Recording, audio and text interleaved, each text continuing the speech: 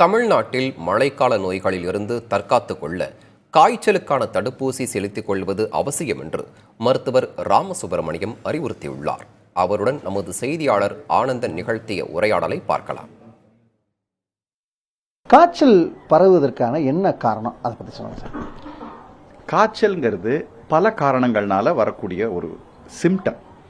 So fever இன்ஃபெக்ஷன்ஸ்னால வரும், நான் infectious காசஸ்னாலையும் வரலாம். பட் இன்ஃபெக்ஷன்ஸ்னு எடுத்தோம்னா டிபெண்டிங் ஆன் தி காஸ், அதாவது it could be spread by certain respiratory infections. Covid இருமி சளியில் வரக்கூடிய ஒரு வைரஸ்.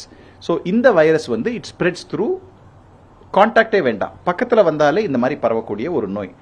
இப்போ flu, Covid, respiratory syncytial virus, parainfluenza, அந்த மாதிரி நிறைய விதமான வைரஸஸ்கள் ரெஸ்பிரேட்டரி இன்ஃபெக்ஷன் உற்பத்தி பண்ணி அதனால ஈஸியாக ஸ்ப்ரெட் ஆகக்கூடிய ஒரு காரணம் இருக்கு. ரெண்டாவது சில விதமான இன்ஃபெக்ஷன்ஸ், இப்போ டைஃபாய்டு எடுத்தோம், இல்லாட்டா காலரா எடுத்தோம், அதெல்லாம் கேஸ்ட்ரோ இன்டெஸ்டினல் ட்ராக்ட். இந்த இன்ஃபெக்ஷன் இருக்கிறவங்களோட மலம் மற்றவங்க சாப்பிடக்கூடிய ஒரு தண்ணியிலையோ சாப்பாட்டிலையோ கலந்தேன்னா அவங்களுக்கு போகிறதுக்கு வாய்ப்பு இருக்கு. So it's a spread by orofaecal route அப்படின்னு சொல்லுவோம். வேற சில இன்ஃபெக்ஷன்ஸ் கொசு மூலமாக பரவுறது, மலேரியா, சிக்கன்குன்யா, டெங்கி. ஸோ இதெல்லாம் மஸ்கிட்டோ டிரான்ஸ்மிஷன். டிபெண்டிங் ஆன் எந்த ரீசனுக்காக ஃபீவர் வருதோ அதுக்கு ஏற்ற மாதிரி டிரான்ஸ்மிஷன் இஸ் ஆல்சோ டிஃபரெண்ட். இப்போ நிறைய கேசஸ் இந்த மூணு இதையும் நாங்கள் பார்க்கறதுனால ஒவ்வொருத்தருக்கே நிறைய அடிக்கடி ஜுரம் வரதுக்கு நேரிடுது இந்த இன்ஃபெக்ஷன்ஸ்னால. இதுலேருந்து எப்படி நம்ம பாதுகாத்துக்கணும், எப்படி முன்னெச்சரிக்கை நடவடிக்கையாக நம்ம இருக்கணும், அதை பற்றி கொஞ்சம் சொல்லுங்கள். முன்னெச்சரிக்கையாக இருக்கிறது ரொம்ப புத்திசாலித்தனம். Because prevention is better than cure. Mosquito borne இல்னஸஸ்க்கு நம்ம வராமல் தடுக்கணும். மலேரியா, சிக்கன்குன்யா, டெங்கி அதெல்லாம் வராமல் இருக்கணும்னா கொசு பரவாமல் பார்த்துக்கணும். ஸோ தண்ணி தேங்கிறதெல்லாம் தவிர்க்கணும். வீட்டில் கொசு கிட்ட இருந்து ப்ரொடெக்ஷன் போட்டுக்கணும். நம்ம இப்போல்லாம் நிறைய பேர் ஷார்ட்ஸு, பனியன்லாம் போட்டு நிறைய பேர் சுற்றுறாங்க. சாயங்காலம் உட்காந்துருக்கும் போது வீட்டுக்கு வெளியில் உட்காந்துருக்கும் போது கொசு ஈஸியாக கடிக்குது. So mosquito protection is important. Respiratory இன்ஃபெக்ஷன்ஸ்க்கு இப்போ ஃப்ளூக்கு தடுப்பூசி இருக்கு.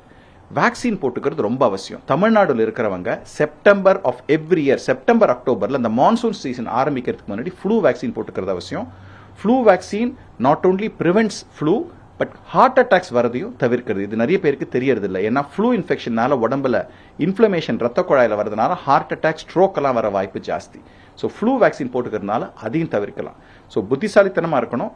சுகர் இருக்கிறவங்க சுகர் கண்ட்ரோல் இருக்கணும், பிபி கண்ட்ரோல், மற்ற கண்ட்ரோல் இன்ஃபெக்ஷன்ஸு, இந்த non communicable diseases, heart disease, lung disease, kidney disease, அதெல்லாம் கண்ட்ரோலில் வச்சிருந்தாலே இன்ஃபெக்ஷன்ஸோட காம்ப்ளிகேஷன்ஸை தவிர்க்கலாம்.